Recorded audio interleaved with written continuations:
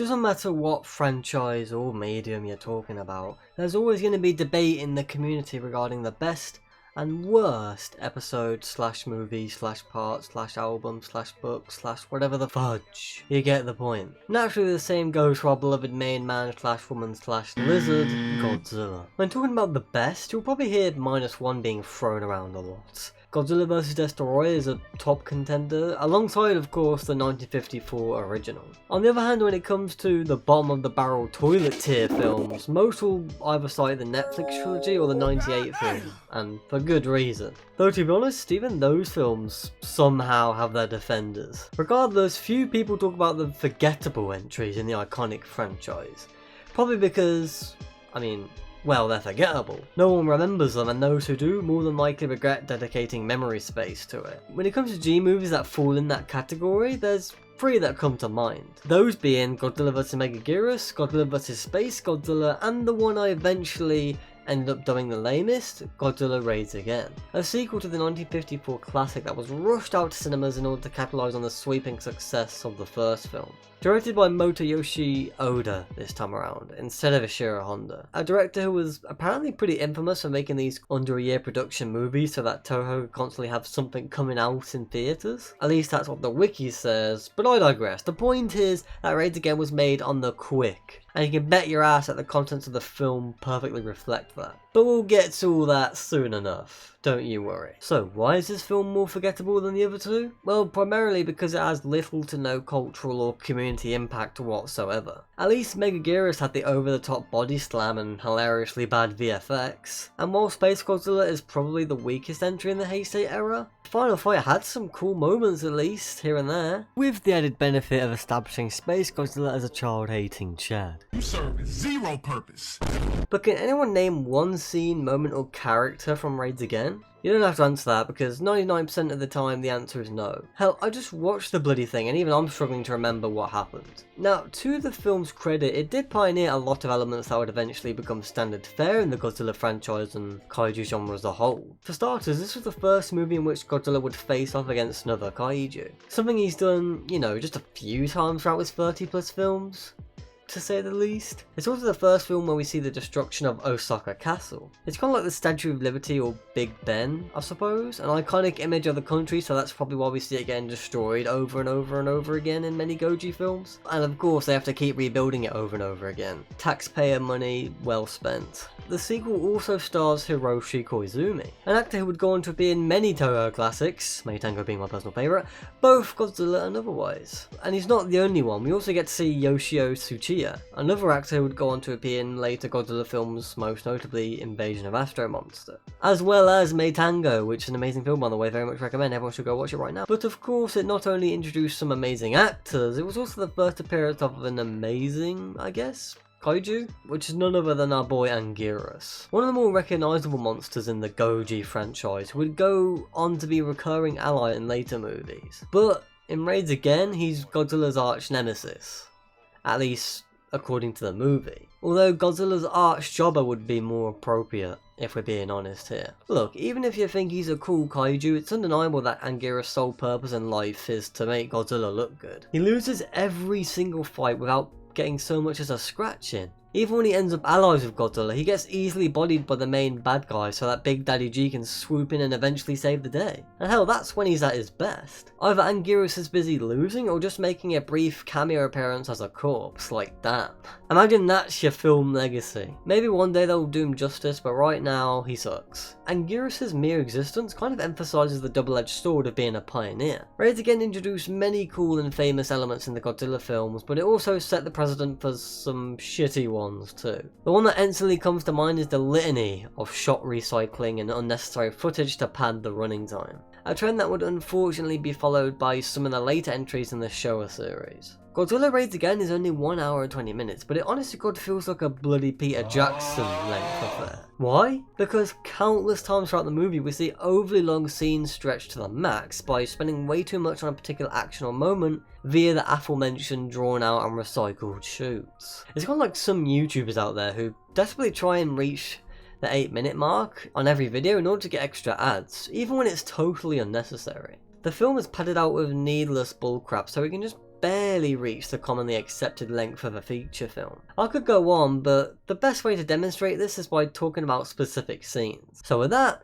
let's segue right into the main plot of the film. What is Raids Again all about, anyway? Well, the film opens on protagonist Tsukioka, a pilot who works for a fishing company whilst dating his boss's daughter, Hidemi. Currently, he's on a mission alongside his best friend Kobayashi, helping a fishing boat navigate the sea in order to find fish, surprisingly enough. So yeah, any chance this movie had to be even slightly interesting is pretty much thrown out the window from the get-go. A fishing company? Really? This is what we're supposed to be invested in? I don't know any kid, or hell any person for that matter, who would be remotely interested by this premise. And it's not like it gets much better. Later in the movie we'll get plenty of spiel about company policy and how the kaiju rampage will affect business. Boring. This is also the first time wherein we see overused repetitive shots to drag out the scene. In this case, constantly cutting back and forth between the bird's eye view shots of the sea and boat, as well as wide shots of the plane. Unless I'm mistaken, I'm pretty sure they even reuse the exact same shots one for one of the fishing boat, but whatever. It's not so bad in this scene, but trust me, it gets way worse. Suddenly, Kobayashi's plane starts malfunctioning, causing him to make an emergency landing whilst Tsukioka attempts a rescue.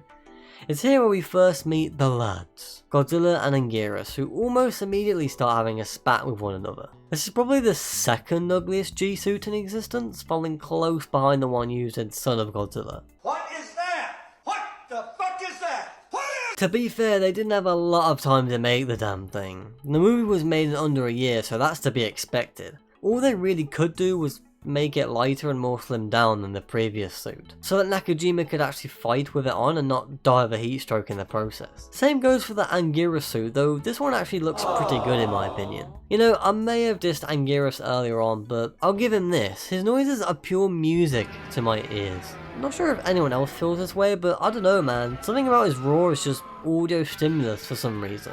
But yeah, that's all there is to say really. Moving on. So our protagonists go to Osaka in order to notify the authorities, including Dr. Yamane from the last film, who appears for about 2 minutes and has about 3 or so lines in total. One of which relaying the fact that this isn't the Godzilla we knew from the first film. What we have in Raids Again is a new Goji, also evolved through nuclear weapons tests alongside Angiras. Since the oxygen destroyer was already used and all knowledge of it died with Dr. Serizawa, they currently don't have a way to kill them. Yamane suggests luring Goji away with flares, but not before we get a 2-minute long completely silent sequence of footage from the first movie. No, I'm not kidding, they literally just show 2 minutes of Godzilla footage from the 1954 movie, without any audio aside from the record playing in the background. In all honesty, I'd still take this over a minute long self-shield sesh, telling people to like and subscribe. Okay, so moving forward a tad. After we get a poorly aged establishing shot, alarms start going off during Tsukioka and Hidemi's date, warning everyone that Godzilla is approaching the Osaka area.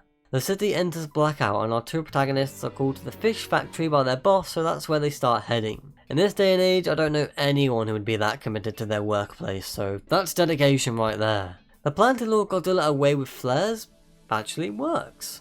He starts moving away from the city. Now if only the movie could end there, but nope.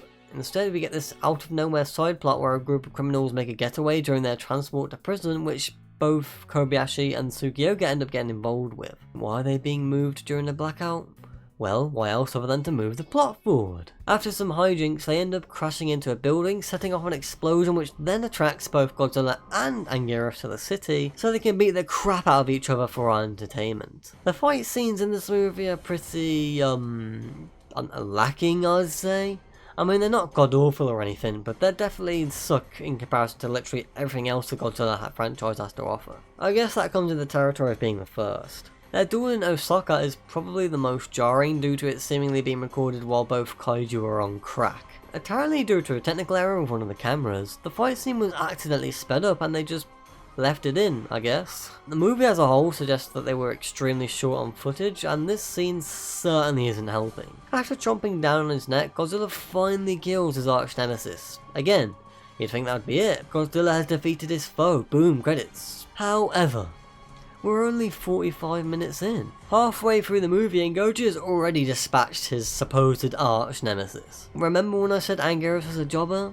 well, here's your proof. Godzilla heads once more out to sea, having achieved victory, at the cost of Osaka, which is now in total ruin. But it can't be all bad, as all the main characters can think about is how this will affect their fishing business. They decide to move fishing operations to Hokkaido, where during a company meeting, Tsukioka reunites with Taijima, an old friend from the war who is still part of the Japanese Self-Defense Force, or JSDF for short. Convenient timing too, as the meeting gets interrupted with news of Godzilla's reappearance. So they all head out to find him, but not before we learn about Kobayashi's love life. At the end of the movie, they decide to introduce the fact that he's interested in a certain girl. It doesn't add anything to the movie at all, so I don't know why they felt this was needed. Actually, I lied. It does add something. A really strange layer to this film, which, as you can imagine, is never followed up on. You see, it turns out the girl he's interested in is actually Hidemi, the same girl Tsukioka is dating. Wait.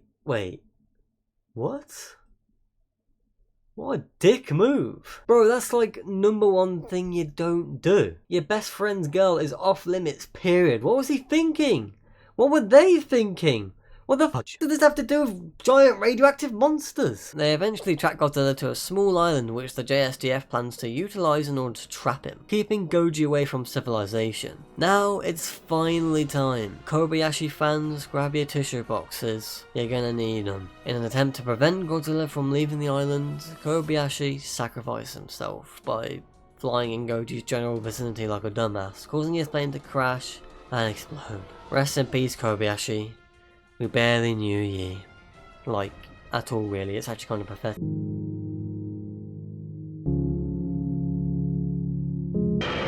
But on the bright side, this does help Tsukioka figure out a way to contain Godzilla. The explosion from Koba's plane ends up causing a small avalanche that falls onto the big guy. So they figure if they keep exploding the mountains, they will eventually submerge Godzilla in ice. Cue the primary bloody reason why this movie feels way longer than it actually is.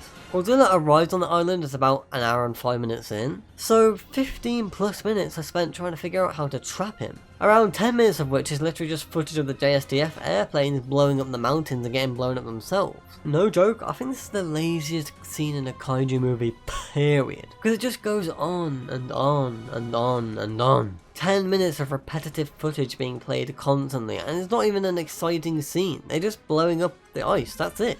Even my editing probably isn't doing it justice, it's just horrible. I can't even count how many times I checked my phone during this scene. Wait a minute. Hold on, rewind the footage. Did they give Godzilla a camel toe? They did. That's totally a camel toe, right? Right, am I wrong? Definitely a questionable design choice to be sure, but hey, it's something interesting and eye-catching at the very least. A quality this scene is severely lacking. Watch at your own discretion because this scene is unbearable and the rest of the movie doesn't offer much else either. Anyways, they succeed in trapping Godzilla, where he will remain until 1962, where he's summoned once again to brawl his American counterpart, King Kong. Tsukioka is relieved and reassures Kobayashi from the grave that Goji has been defeated. Done. Movie over, thank God. There you have it. That's Godzilla Raids again for you. To be honest, it's definitely not the worst Godzilla movie out there. I know I have been overly negative in this video, and justifiably so, but it just doesn't inspire that sort of frustration and vitriol that a bad film does. The only thing this film inspires is complete and utter boredom. And that might actually be worse than being awful. Because at least awful movies make you passionate about how crap they are. You feel riled up and angry, which is an adrenaline pumping emotion. With Raids again, there's just nothing of interest going on. The fight scenes are meh, the main narrative is a snooze fest, none of the characters are interesting, and the miniatures, while cool to look at, are underutilised and far from the best compared to what the Showa series will eventually offer. This film might be worth watching for like educational purposes maybe, just to see how a movie can cut corners as well as the starting point for many tropes in the Godzilla franchise. It's a minuscule footnote in the generational legacy of Godzilla that pioneered elements that would be massively improved with future movies. This is a film you should probably skip, in my opinion, because there's not much to be gained from watching it. And to be honest, I definitely have no plans to watch Raids again in the near to extremely far future. With that being said, that's all I have to say on Godzilla Raids again. Like if you liked, dislike if you disliked, subscribe for more quality content, and I'll see you guys next time. Have some more chicken. Have some more pie. Have some more chicken. Have some more pie. Have some more chicken. Have some more pie. It doesn't matter if it's boiled or fried. Have some more chicken. Have some more pie. Have some more chicken. Have some more pie. Have some more chicken. Have some more pie. It doesn't matter if it's boiled or fried.